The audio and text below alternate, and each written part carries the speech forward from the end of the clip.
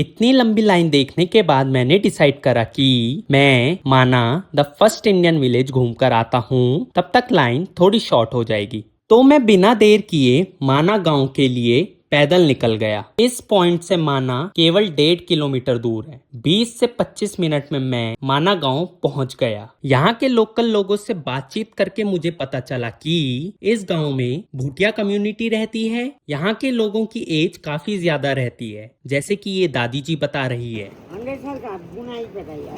माना गांव आकर मैं सबसे पहले गणेश गुफा गया, उसके बाद व्यास गुफा गया, उसके बाद भीमपुल गया, जहां मुझे सरस्वती नदी देखने का मौका मिला। उसके बाद पांडवों की मूर्ति देखी और कहा जाता है कि पांडव इसी रास्ते से स्वर्ग के लिए गए थे। इसी रास्ते पर कंटिन्यू करके 7 किलोमीटर के बाद आपको वसुधारा देखने को मिलेगी। तो अब मैं वसुधारा की तरफ जा रहा हूँ।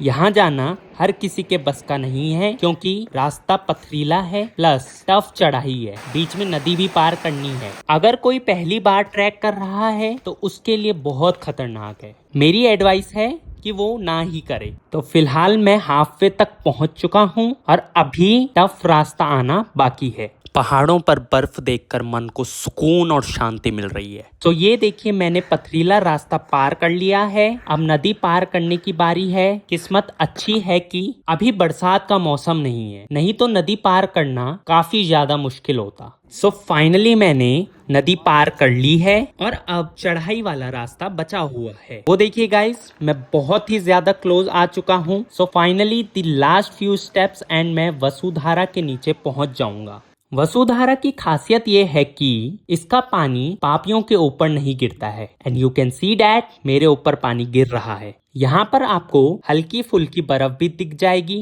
And at last I have completed this track and now I will go to Badrinath temple back. वापस जाते टाइम थोड़ी देर बैठकर आराम से क्रिकेट का मजा उठाया।